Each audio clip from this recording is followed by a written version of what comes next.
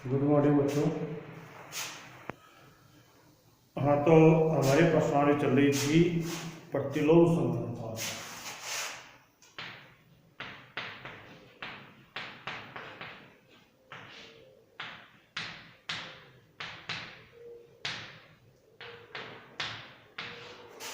प्रतिलोम समानुपात वाली प्रश्नावली में जो 13.1 हो गई थी, अब 13.2 से हम शुरू करते हैं।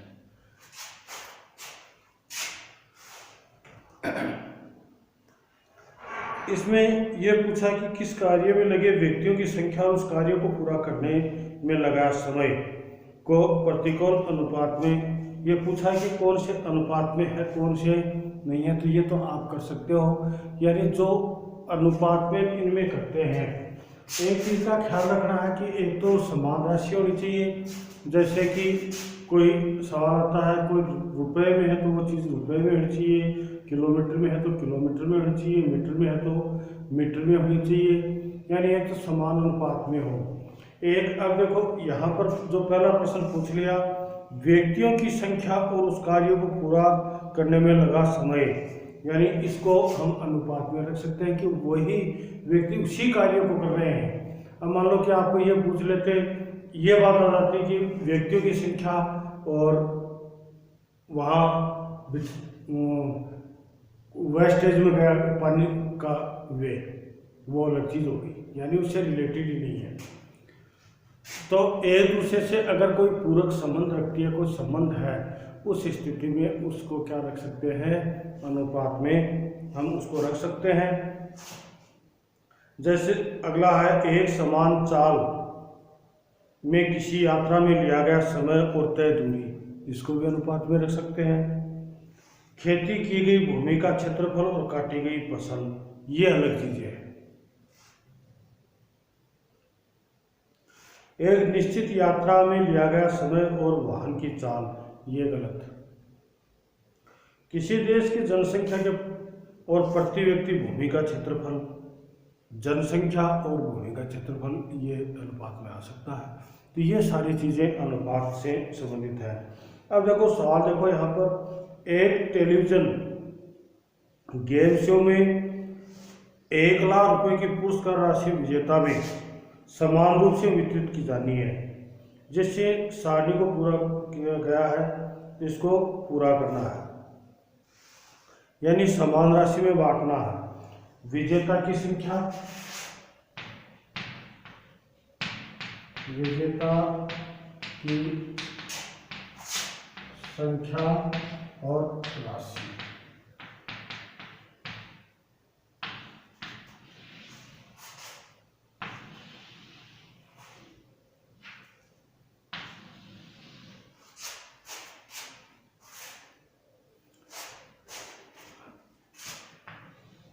एक व्यक्ति है उसको दो 1 लाख रुपए बताए,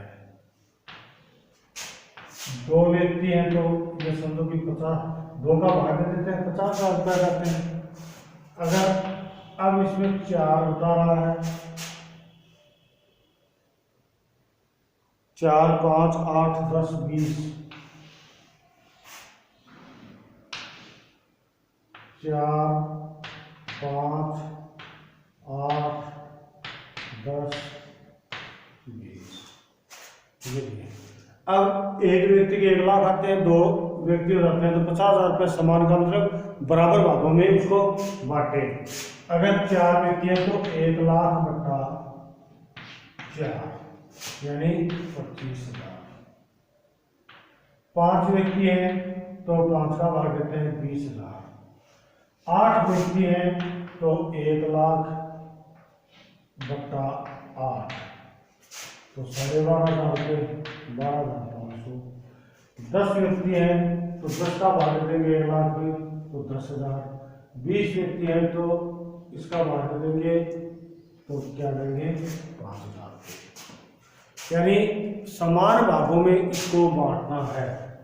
जितने रुपए हैं उनको समान भागों में बांटना। अगर एक ही व्यक्ति होता तो 1 लाख रुपये आ जाते हैं, अगर 2 व्यक्ति होते तो 1 लाख में 2 का भाग दे देते हैं, यानी प्रत्येक को बराबर बराबर बांटना है। तो 2 का भाग दे देते तो कितना आ जाता, 50,000 रुपये आ जाते। 4 व्यक्ति हो जाते तो 1 लाख में 4 का भाग दे देते तो कितना आ जाता, 25,000 रुपये। अगर 5 व्यक्ति हैं तो 5 का 1 लाख में भाग दे देंगे तो 20,000 रुपये। 8 व्यक्ति हैं तो 8 का भाग दे देंगे 1 लाख में तो आ जाएंगे 12,500 रुपये प्रत्येक के। 10 व्यक्ति हैं तो 1 लाख में 10 का भाग दे देंगे तो 10,000 आ जाएंगे। और अगर 20 व्यक्ति हैं तो 1 लाख में 20 का भाग दे देंगे तो कितना आ जाएगा, 5,000 रुपये सबके आ जाएंगे। ये इस प्रकार से आपको यानी समान भागों में बांटना, समानुपात का मतलब समान भागों में इसको विभक्त करना है।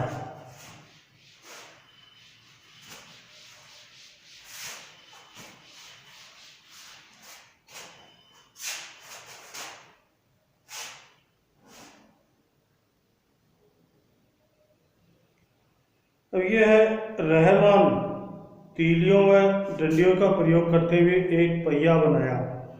ये समान तीलियां इस प्रकार लगाना चाहता है कि किसी भी क्रमागत तीलियों के युगों को बीच के कोण बराबर हो, यानी कि कोण बराबर रखे जाए। यह है इसके ऊपर ये उन्होंने 4 तीलियों से बनाया।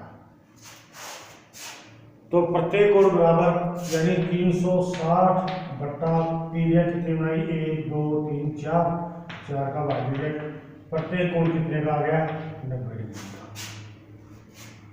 दूसरा उन्होंने 2 वक्र बनाया था, दूसरा वक्र ये बनाया और इसमें कितनी तीलियां लगाई,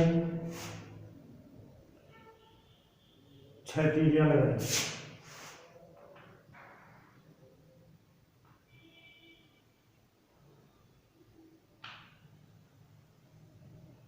ये 6 तीलियों से उन्होंने इसको निर्माण किया।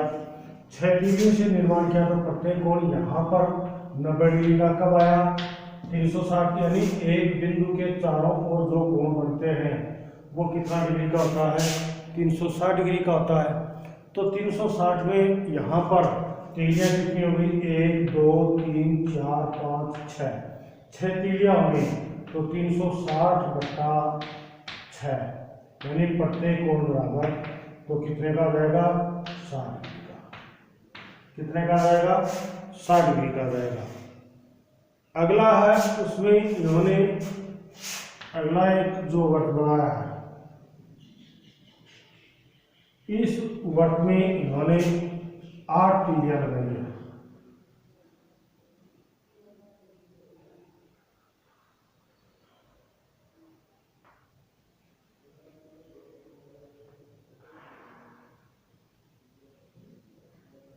ये 8 तीलियां लगाई है, 8 तीलियां लगाई है।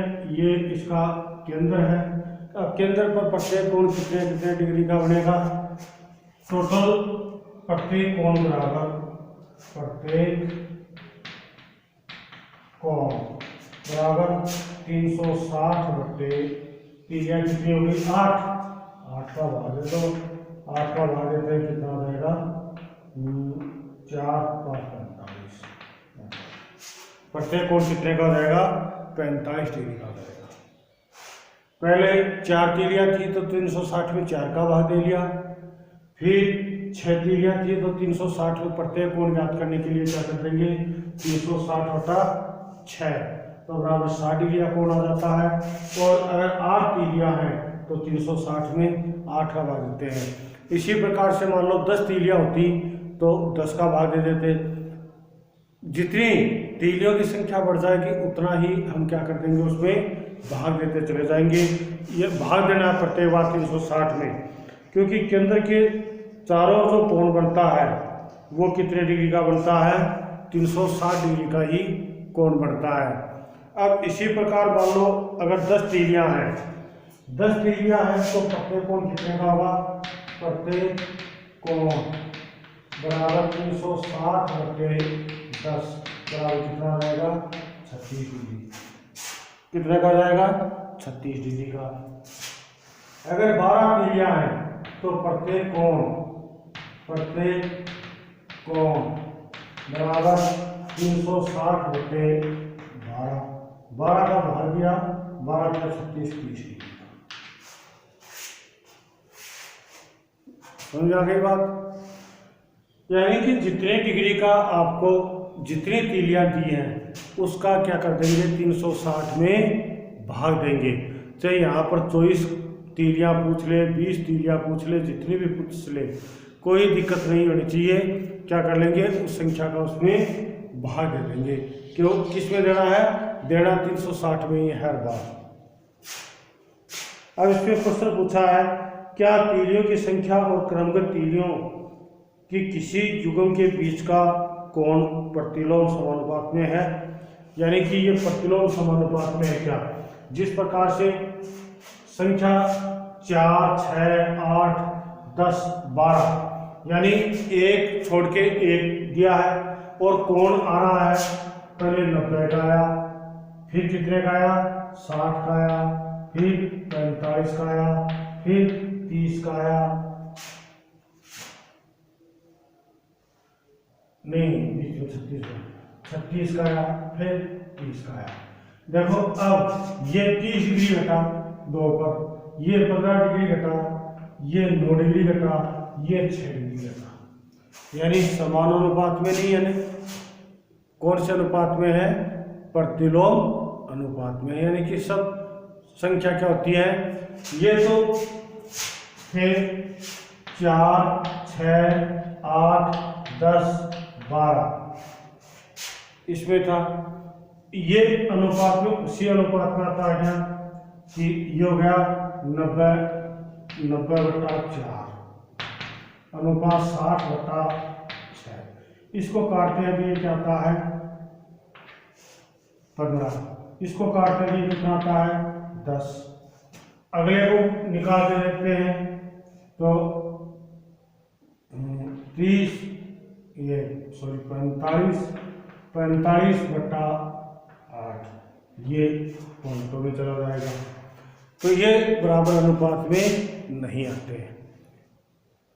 अगला है प्रश्न कि 15 तीलियों वाले एक पहिए में क्रमागत तीलियों में किस युग्म का कोण परिवर्तित होगा। यानी 15 तीलियां हैं तो कोण कितने डिग्री का होगा। अगर 15 तीलियां हैं तो 360 बटे कोण बराबर 360 बटे 15, 15 का भाग देते हैं, 15 दूनी 30, 2 बच गए, 6, 7, 4, 24 डिग्री का। कितने का रहेगा, 24 डिग्री का आएगा। फिर अगला प्रश्न पूछा, यदि क्रमागत तीलियों के प्रत्येक युग्म के बीच का कोण 40 का है तो आवश्यक तीलियों की संख्या बताइए। अब तीलियों की संख्या बतानी है तो 360 बट्टा 40 ये कट गया और ये 9 कितनी आएगी, 9 तीलियां। कितनी तीलियां आ जाएगी, 9 तीलियां आ जाएगी। यानी अगर तीलियों की संख्या पूछे तो जितना कोण दिया उसका भाग दे दो, और अगर कोण पूछे तो 360 में तीलियों का भाग दे दो। समझ में आ गई बात। ये इस प्रकार से इस सवाल को हम हल कर देंगे।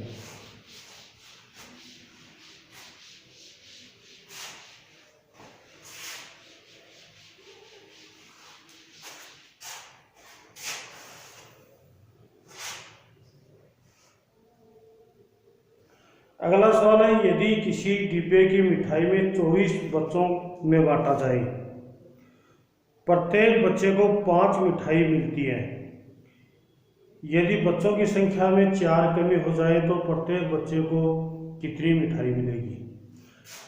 24 बच्चों की संख्या कितनी है, बच्चों की संख्या बराबर 24, प्रत्येक को मिठाई कितनी मिलती है, प्रत्येक को मिठाई बराबर 5। ये आ गया यहां तक। अब कह रहा है कि 4 इसमें कमी कर दी जाए, किसमें, बच्चों में। तो इसको अगर सारणी के रूप में लिखो तो इस प्रकार लिख लो, बच्चों की संख्या और मिठाई। 24 में मिठाई कितनी दे रहा है 5। अब 4 की कमी करती जाती है तो छात्रों की संख्या कितनी हो जाएगी, 4 की कमी करने पर छात्रों की संख्या हो जाएगी 24 माइनस 4 बराबर कितना आ गया 20। कितना रहता है 20। ये 20 हो गया, ये कितना हो गया x, ये 20 हो गया, ये कितना हो गया x हो गया। अब इसको क्या कर देंगे 24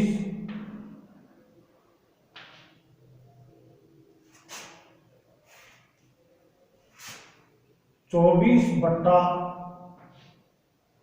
20 बराबर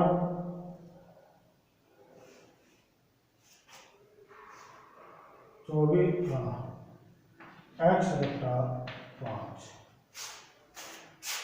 यानी यहाँ पर अनुपात है तो गुणा वजन गुणा में लेंगे।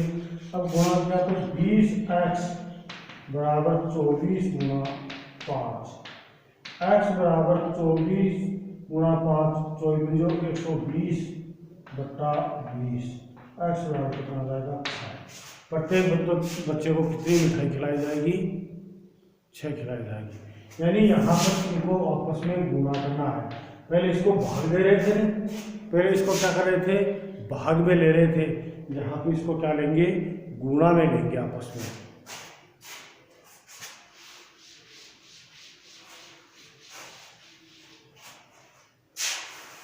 जैसे कि अगला सवाल दिया है, एक किसान की पशुशाला में 20 पशुओं के लिए 6 दिन का पर्याप्त भोजन है। यानी पशुओं के लिए 6 दिन का है। यदि इस पशुशाला में 10 पशुओं और आ जाए तो भोजन कितने दिन का होगा। पशुओं की संख्या और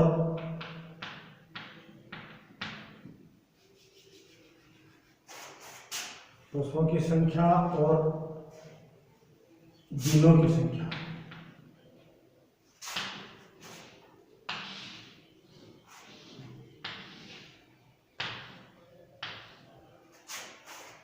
अगर 20 पशु हैं तो 6 दिन के लिए और 10 पशु और आ जाते हैं, यानी 20 प्लस 10 तो कितने हो गई 30। तो इनकी संख्या कितनी हो गई 30 और 28। अब यहाँ पर पक्षानुसार करेंगे तो यहाँ पर गुणा करेंगे दोनों आपस में, यानी 20 गुणा 6 बराबर 30 गुणा x, 120 बराबर 30x, x बराबर 120 बटा 30, x बराबर कितना आ जाएगा 4। यानी 30 पशुओं के लिए वो कितने दिन चलेगी 4 दिन चलेगा। पहले क्या कर रहे थे हम, पहले इनको कर रहे थे 20 बट्टा 6 बराबर 30 बट्टा x, पहले प्रश्न में ऐसे कर रहे थे, यानी वो अनुपात में निकाल रहे थे। इस बार क्या निकल रहे हैं समानुपात में निकल रहे हैं दोनों।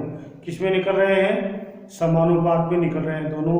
इस कारण से इसको इस प्रकार से लेंगे, यानी समानुपात का मतलब इनको आप इस प्रकार भी कर सकते हैं 20:30 समानुपात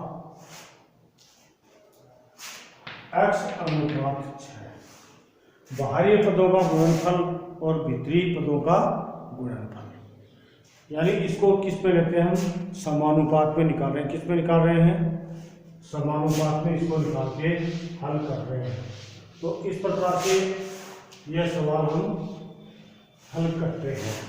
समझ में आ रही बात। अब इसका जो बच गए हैं वो अगले वीडियो में करा देंगे। धन्यवाद।